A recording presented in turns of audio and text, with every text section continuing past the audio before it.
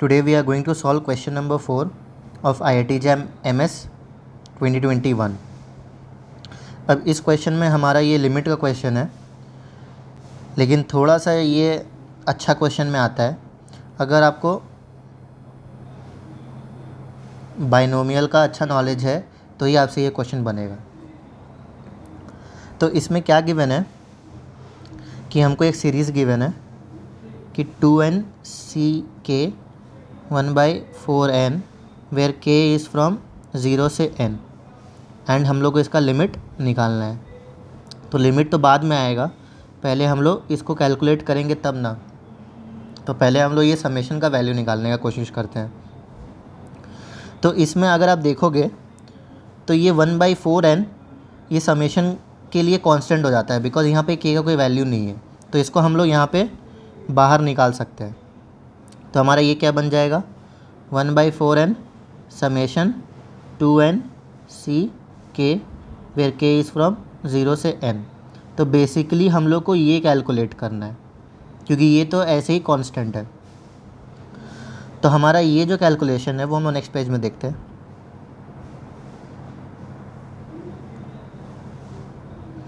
तो इसमें हम लोग को ये चाहिए, तो ये क्या बन जाएगा हम लोग का 2n c0 plus 2n c1 कहाँ तक जाएगा, ये 2n cn तक जाएगा। तो इसमें आप देखिए कि ये क्या है, बाइनोमियल कोफिशिएंट्स का समेशन है, लेकिन ये n तक ही जा रहा है। यहाँ पे यही थोड़ा सा टफ हो जाता है कि ये हम लोग को सोचना होगा कि इसका समेशन कैसे आएगा। तो इस टाइप का समेशन अगर आपको याद होगा तो वो इस फॉर्मूला से आता है 1 + x⁻² 2n। तो ये क्या बन जाता है 2n c0 plus 2n c0 x 2n c1 x plus ... 2n c2n⁻² 2n ऐसे करके ये चलता है। अगर इसमें x की जगह हम लोग 1 डाल देते हैं तो ये हम लोग का समेशन क्या बन जाता है 2n LHS में, और ये हमारा बन जाएगा 2n c0 2n c1 क्योंकि x की जगह 1 डलते जा रहा है, और ऐसे करते करते 2n c2n। तो इस चीज़ का वैल्यू हमारा ये आता है, लेकिन हमसे ये पूछा गया नहीं है, हमसे n तक ही पूछा गया, और यहाँ पे कहाँ तक है 2n तक है। तो हम लोग को इसको थोड़ा सा मैनिपुलेट करना होगा ताकि उस रिज़ल्ट तक हम लोग पहुँच सकें। तो इसमें हम लोग को क्या सोचना होगा, इसमें बाइनोमियल का पूरा प्रॉपर्टी लगेगा, उसके बिना मुझे तो कोई प्रोसेस पता नहीं है जिससे हो सकता है।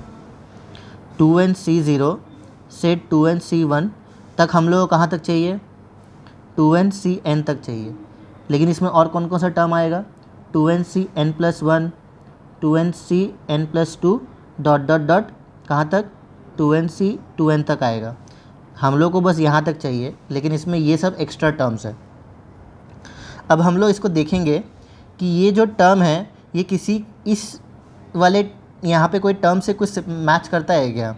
तो इसको हम लोग एक प्रॉपर्टी से देखेंगे कि NCR = NCn-r। ये एक प्रॉपर्टी होता है कॉम्बिनेशन में कि NCR NCn-r के बराबर होता है। तो अगर हम लोग 2n cn+1 को 2n cn-1 लिखेंगे तो कोई प्रॉब्लम है। ये दोनों प्रॉपर्टी, ये जो मैंने लिखा है ये इस प्रॉपर्टी से लिखा है। मैंने क्या किया 2n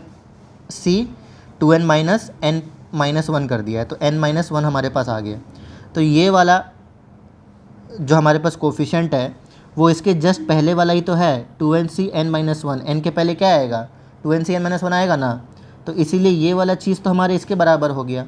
फिर ये वाला उसके पहले वाले टर्म के बराबर हो जाएगा, और जो लास्ट वाला टर्म है 2n cn2n वो इसके बराबर हो जाएगा। कैसे 2n c2n को क्या लिख सकते हैं हम लोग इस प्रॉपर्टी के बेसिस पे 2n c 2n -2n which is 2n c 0। तो अगर आप देखोगे तो 2n के बाद वाला जितना टर्म है ना वो हमारा 2n का रिपीटेशन ही है। तो हम लोग इसको एक सुंदर फॉर्म में कैसे लिख सकते हैं, हमारा 2n क्या आ रहा है, 2n plus 2n 2n2 dot dot dot 2n-1। ये हम लोग का कितना टाइम्स आ रहा है, 2 टाइम्स आ रहा है, बिकॉज ये क्या हो रहा है, रिपीट हो रहा है, तो ये 2 बार आ जाएगा। लेकिन एक टर्म बच रहा है हम लोग के पास 2n। अब ये टर्म का क्या करें हम लोग, बिकॉज ये टर्म तो हम लोग को इंक्लूडिंग चाहिए ना, बिकॉज अब देखो कि यहाँ पे हम लोग को इसका सम चाहिए जिसमें 2n तक होना चाहिए, लेकिन यहाँ पे ये वाला टर्म एक एक्स्ट्रा आ रहा है जो कि ब्रैकेट के अंदर नहीं है। तो हम लोग क्या करते हैं कि हम लोग दोनों साइड ना 2n ऐड कर देते हैं। उससे क्या होगा कि हमारा ये जो ब्रैकेट है ना वो हमारा जो रिक्वायर्ड है वो बन जाएगा 2n, बिकॉज 2n हो गया, 2 टर्म हो गया ना, तो हम ब्रैकेट के अंदर ला सकते हैं। बस हम लोग यहाँ क्या किए, एक एक्स्ट्रा 2n ऐड करना पड़ गया। तो अब ये हमारा क्या हो जाएगा, अगर हम सिंप्लीफाई करेंगे तो ये हमारा हो जाएगा 2n plus 2n which is equals to 2 का सब पावर, लेकिन हम लोग को सिर्फ ये चाहिए तो 2 को हम लोग लेफ़्ट साइड लेके आ जाएंगे, तो which is equals to 2n 2n1 dot dot dot 2n। तो यही हम लोग का रिक्वायर्ड समेशन था, जो कि ये हम लोग का आया है इतना कुछ करने के बाद। अब इसमें क्या करना है, हमारा जो समेशन आया है वो क्या आया है, ये हमारा समेशन आया है किसका, 2n का, फिर k is from 0 to n। अब इसमें हम लोग को क्या मल्टीप्लाई करना है, ये वाला जो रिमेनिंग बाहर में था उसको मल्टीप्लाई करना है और फिर लिमिट लगाना है। पहले इसको थोड़ा सा वो कर लेते हैं, सिंप्लीफाई कर लेते हैं। ये क्या हो जाएगा, दोनों टर्म को सेपरेट कर देंगे तो ये 2n क्या है, 4n ही तो है ना, तो ये हमारा 4n divided by 2 into 4n, और ये हमारा क्या हो जाएगा 2n divided by 2 into 4n। तो ये हमारा क्या आ गया, 1/2, बिकॉज 4n तो कट गया। अब इसको कैसे सॉल्व करेंगे हम लोग, इसको सॉल्व करने के लिए हम लोग इट्स 2n को खोल देंगे, तो ये आ जाएगा 2n का factorial divided by n factorial into 2 into 4n। अब ये जो हमारा है इसमें हम लोग को लिमिट लगाना है, तो 1/2 में तो कोई लिमिट लगेगा नहीं, तो 1/2 तो हमारा बाहर आ गया, और n टेंड्स टू इन्फिनिटी, इसमें हम लोग को लिमिट लगाना है n फैक्टोरियल, और यहाँ पे 1/2 को बाहर ले लिए and 4 to the power n। ये हम लोग को इसका लिमिट फाइंड करना है। अब इसका लिमिट फाइंड करना भी एक बड़ा टास्क है। इसमें हम लोग को सबसे एक इजी जो मेथड है वो पड़ेगा स्टर्लिंग्स अप्रॉक्सीमेशन। तो स्टर्लिंग अप्रॉक्सीमेशन हम लोग को लगाएंगे तो हम लोग का ये सिंप्लीफाई हो जाएगा। तो आइए लगाते हैं।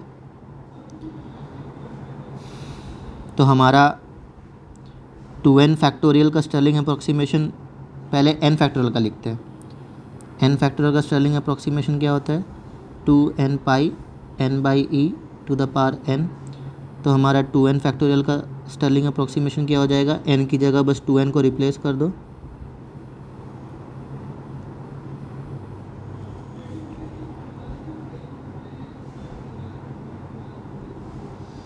तो हमारा वहाँ पे क्या था 1/2 limit n tends to infinity, ऊपर में 2n फैक्टोरियल था, तो ये हमारा 4 है ना, तो 4 का अंडर रूट बाहर आ जाएगा, 2 हो जाएगा, ऊपर अंडर रूट n पाई बचेगा, फिर ये 2n by e to the power 2n, फिर हमारा नीचे 2n फैक्टोरियल था, तो 2n फैक्टोरियल में ये मल्टीप्लाई करेंगे तो क्या बचेगा, 2n पाई बचेगा, और n बाई ई